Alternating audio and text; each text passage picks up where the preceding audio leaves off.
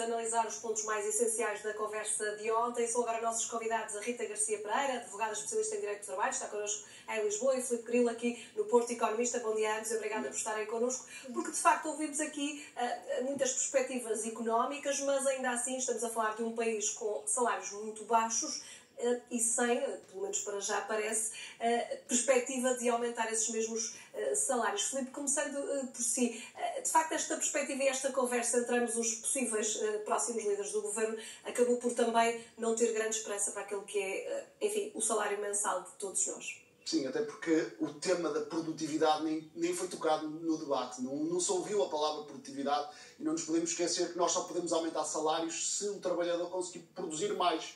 E, portanto, temos que falar de produtividade. Nós, para subir os salários, a nossa qualidade de vida, nós temos que produzir mais. E atenção, isto não é uma crítica aos trabalhadores que produzem pouco, é uma crítica até às empresas que têm baixo valor acrescentado. A nossa economia tem estado muito dependente de setores em que as qualificações são reduzidas, a própria capacidade produtiva destas empresas é muito reduzida e isto provoca salários baixos. E, portanto, nós temos é que perceber como é que fazemos crescer as empresas, como é que pomos as empresas a produzirem cada vez mais valor acrescentado para depois os salários subirem. Porque não pode ser à custa dos aumentos artificiais dos salários via aumento do salário mínimo, porque depois o salário médio não acompanha. Exato. E se nós subirmos o salário mínimo como temos subido sem o acompanhamento do salário médio, o que vai acontecer cada vez mais é que a classe média fica privada de vários serviços essenciais. Nós estamos com muitas dificuldades em pagar uma restauração, estamos com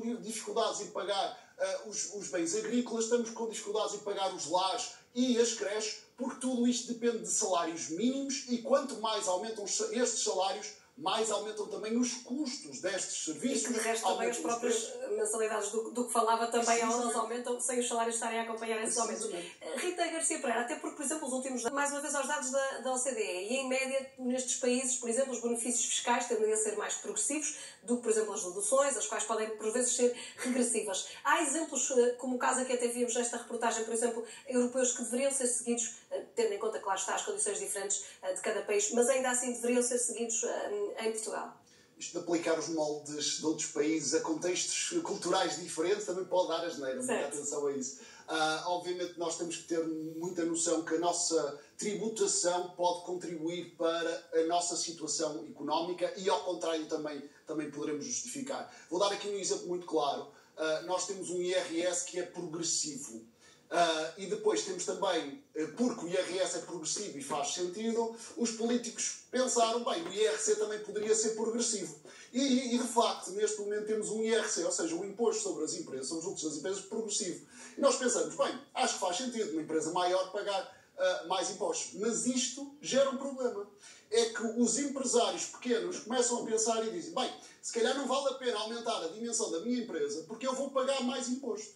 Isto é o empresário português a pensar. E o que é que isto provoca? Empresas mais pequenas têm depois mais dificuldade em pagar salários mais altos, porque têm uma escala muito mais pequena, não conseguem especializar o trabalhador naquilo em que ele traz mais valor e, por causa disso, acaba por pagar um salário mais baixo. E pegando aqui no exemplo do senhor que trabalha em França, esta é a verdadeira diferença de Portugal para a França. É que o trabalhador é o mesmo. O trabalhador não é aqui preguiçoso e depois lá trabalha muito. Não é isso que acontece. O que acontece é que a gestão das empresas é muito mais profissional, há uma maior dimensão da empresa e isto pode ser influenciado através da tributação. Ou seja, são os impostos que podem moldar o nosso tecido empresarial e, portanto, há certas inovações portuguesas que depois acabam por atrasar o nosso crescimento económico. E até incentivar, como dizia, as empresas a, de facto, conseguirem, pelo menos as PMEs, a conseguirem aumentar os salários e até dar salários melhores, mas, de facto, depois os impostos acabam